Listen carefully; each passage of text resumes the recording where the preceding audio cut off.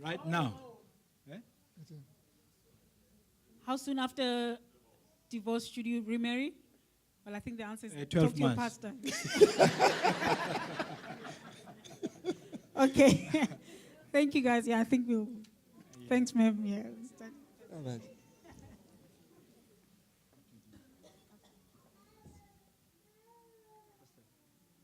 Yeah, I think, yeah, we can start. Good evening. Sorry, let me see. Good evening. Let's try and put this here.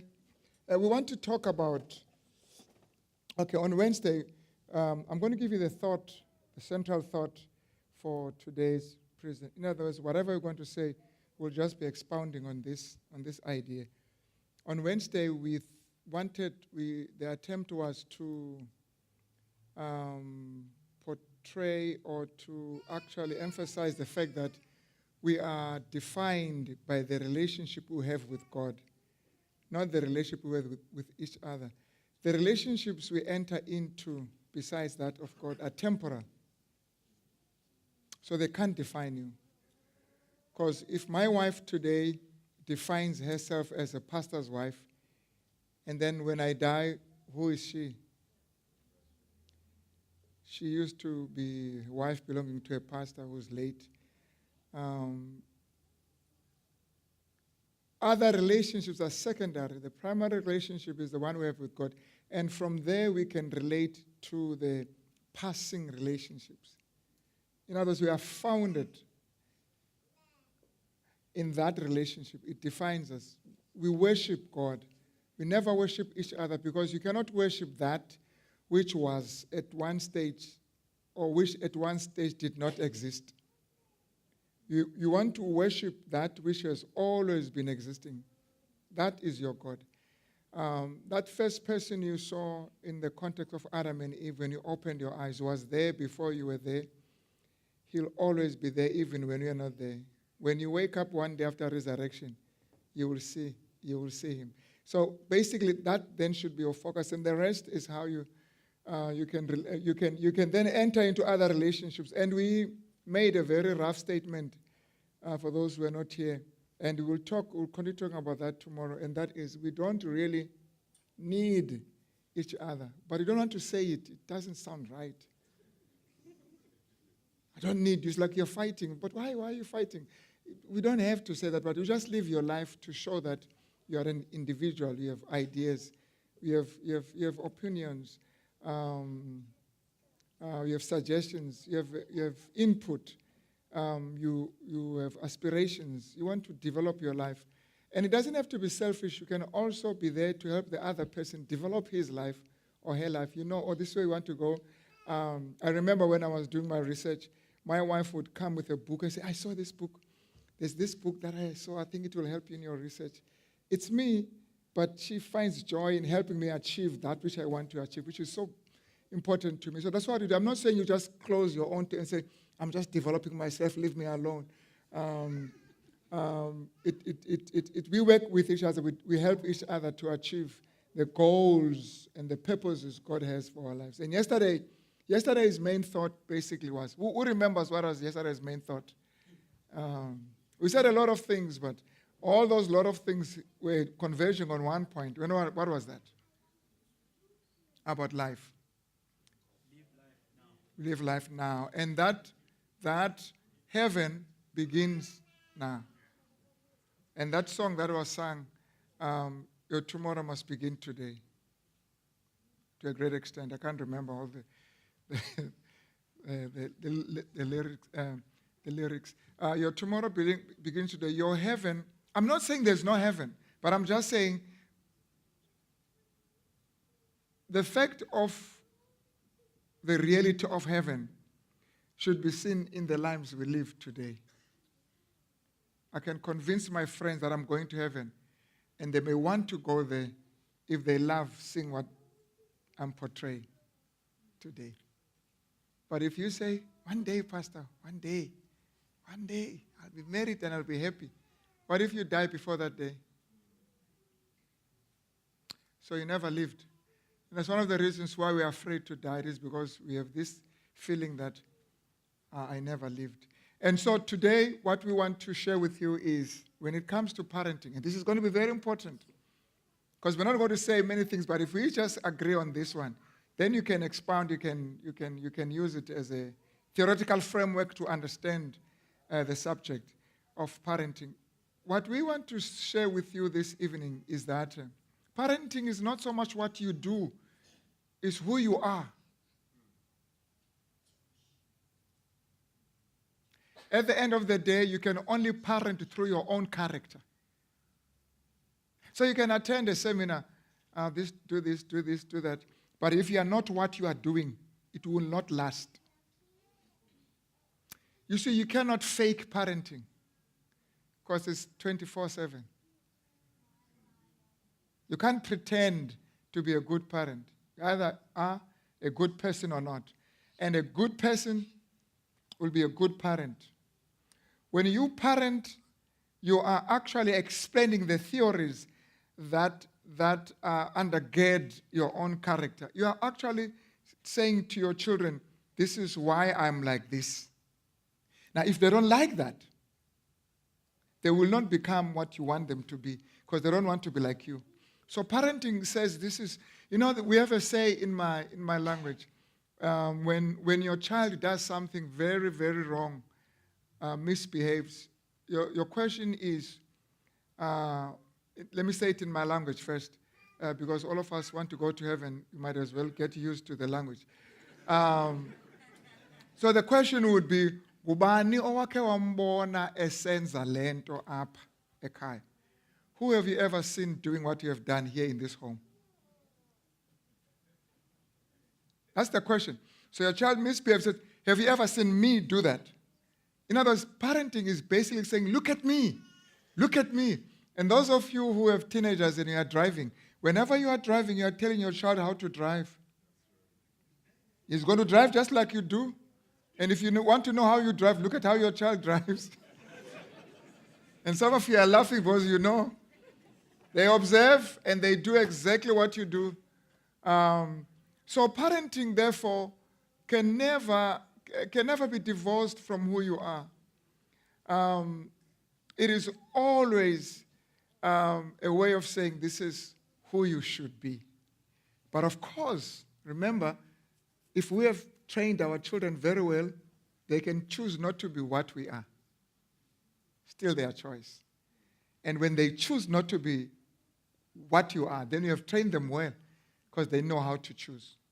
Because we don't want them to be what we are without exercising their choice.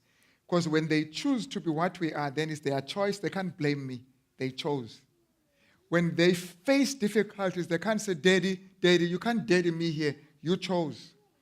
If you choose to be a Christian and for some reason Christians are being persecuted, you must suffer for your own choice. You can't come to me and say, Daddy, now they're going to kill me, and you said I must be a Christian. What must I do? I'll say to you, it's your choice. It doesn't sound good, but ultimately at the end, when they choose to be Christians, we can celebrate, but really it's their choice. And when we have trained them well, they will choose. They may not choose what we want them to choose. I'm not going to get into the details of how you do things. There are laws in the country that you must work with. We'll just work on principles. We're not going to get into the details, how you should do this and should do that. And whatever you do as a parent, you need to also read your laws in your country and make sure that you are within your laws. Otherwise, you're going to be arrested. Even though you attended a seminar, you will be arrested. And I'm leaving on Wednesday, so I won't be here. So read your law, whatever I say, work it within the context of the laws of your country. So we're going to talk about parenting. But what we want to say, let me see if I have this. What we want to say, what is happening now? I hope we've got the right thing. Is that off? Is that the only slide that do you,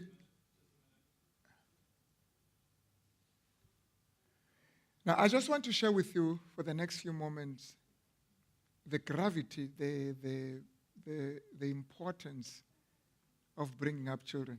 And that to me is very important. Can you guys see from this angle? So the beautiful text there in Jeremiah 1 verse 5. Remember what we said the other day, I think it was on Wednesday, that children do not necessarily come from us. Yes, they come from us because they come from us. We are conceived. We're part of that act. But on a bigger scale, children come through us. In other words, in God's mind. I'm not saying that, I'm not talking about pre-existentialism here, that they existed at some point as whatever, but I'm saying in God's mind, He saw them. He has a plan, He has a purpose, He has an assignment, even before you meet. So children come through you. Now, in Jeremiah, that comes out very clearly. God says to Jeremiah, as he's about to give him an assignment, before I formed you in the womb, and he excludes the mother, he excludes the father. He says, before I formed you.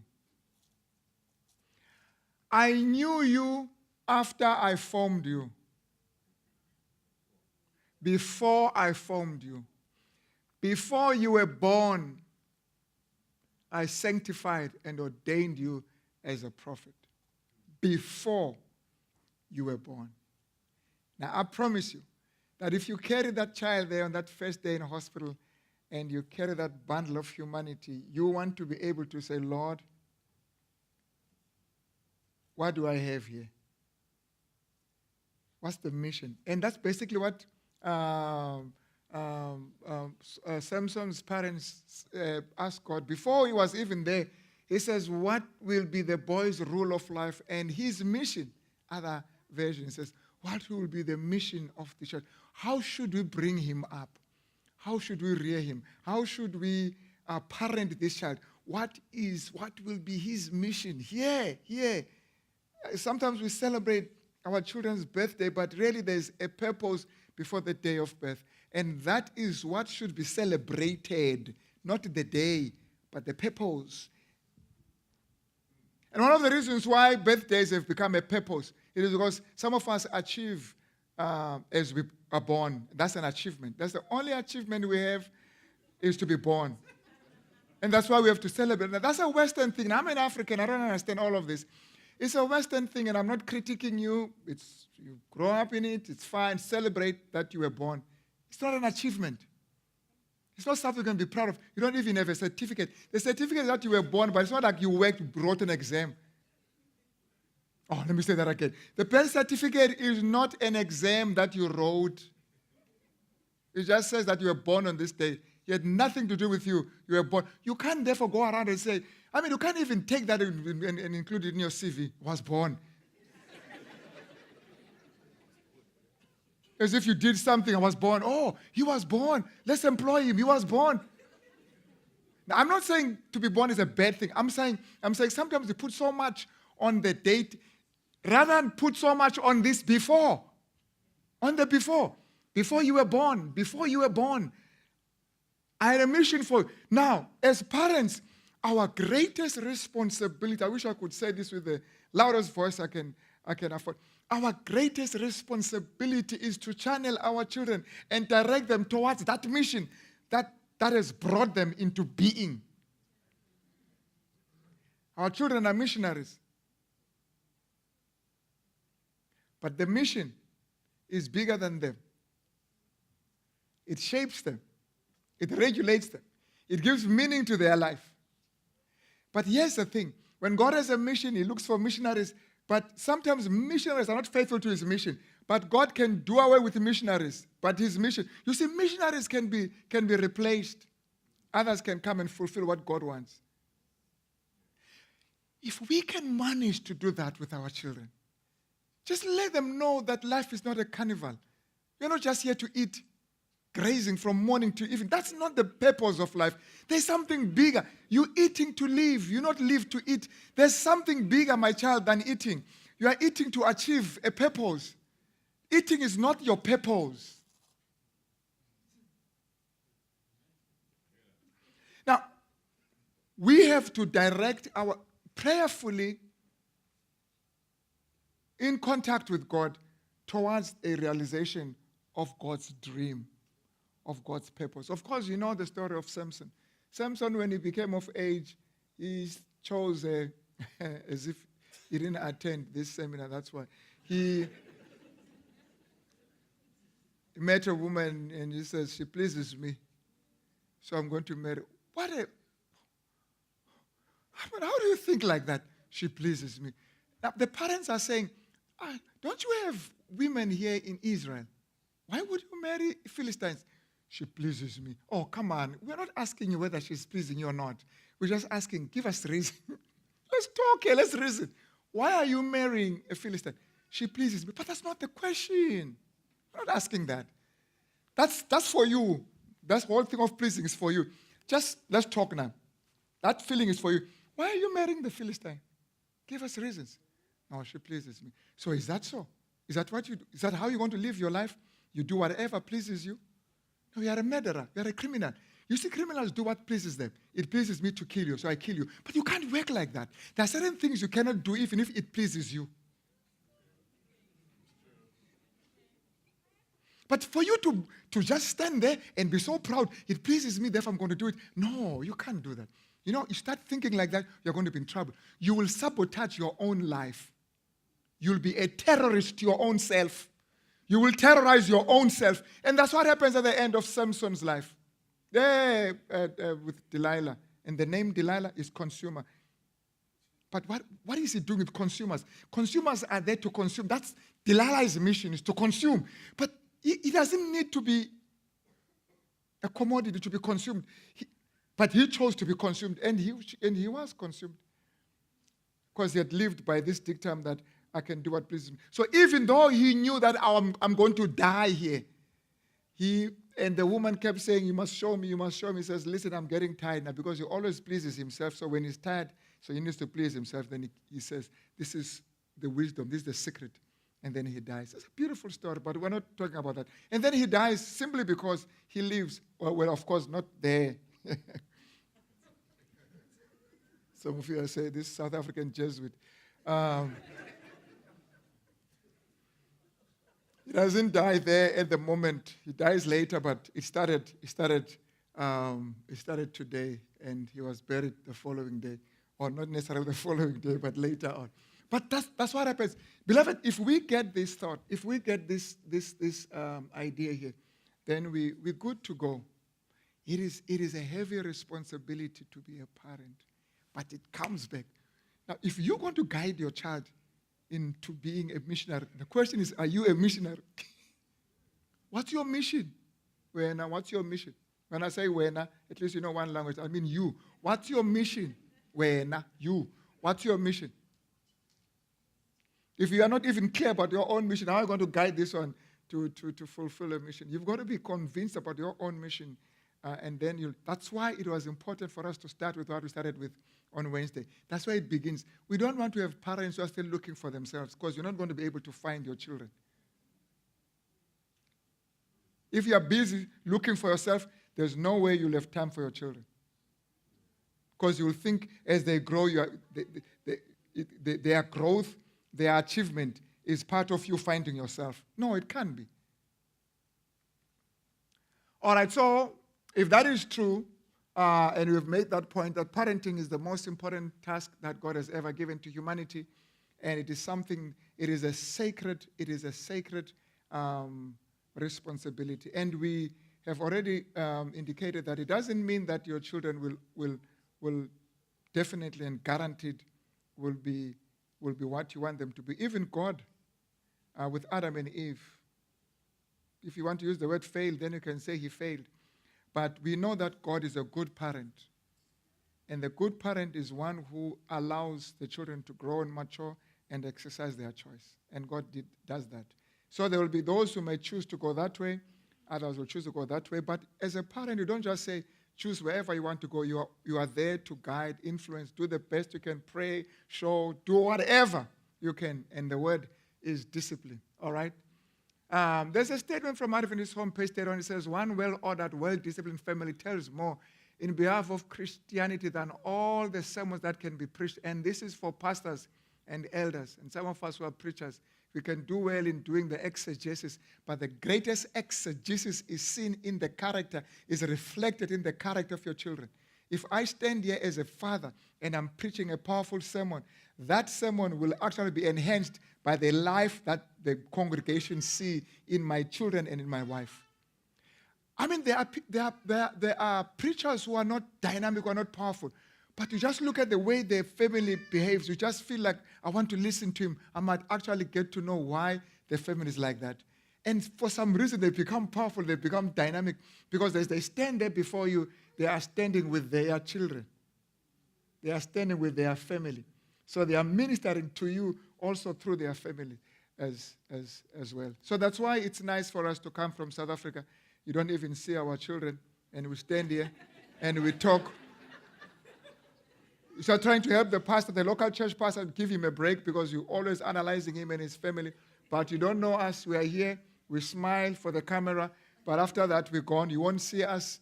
We'll be gone. You won't even see our children. And you'll be impressed.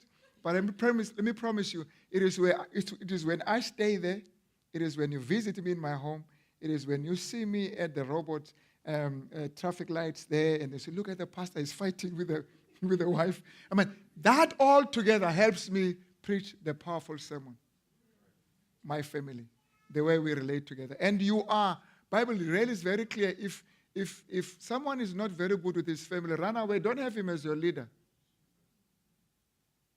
The family is in trouble. Now, here's something very interesting in the New Testament. Jesus brings all kids are brought to Jesus Christ, and he blesses them. Now we usually go through this quickly because we want to do child dedication. But there's something big about that text, because we know from the records in the New Testament, from all the 4 Gospels, that all people, all those who were brought to Christ, were either dead or sick or hungry.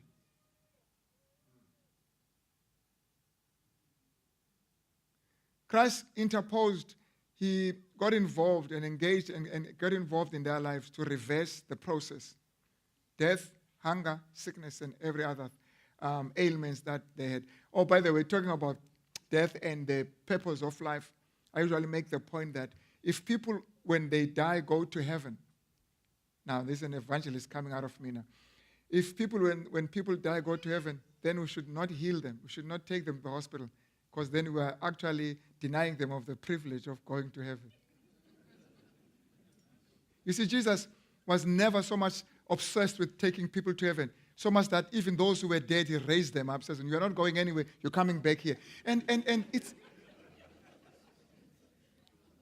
I mean, I'm thinking of Lazarus, who had already gone to heaven. He was asked to come down and live with his family. This is the whole point, that God is not so much interested in seeing us going to, and everybody wants to go to heaven, want to be with Jesus, want to stay with your family.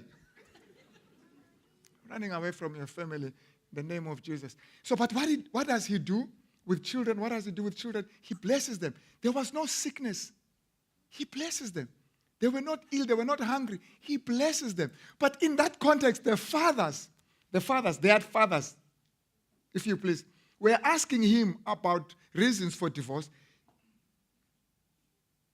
They are busy asking, is it okay to divorce our wives for any reason at all?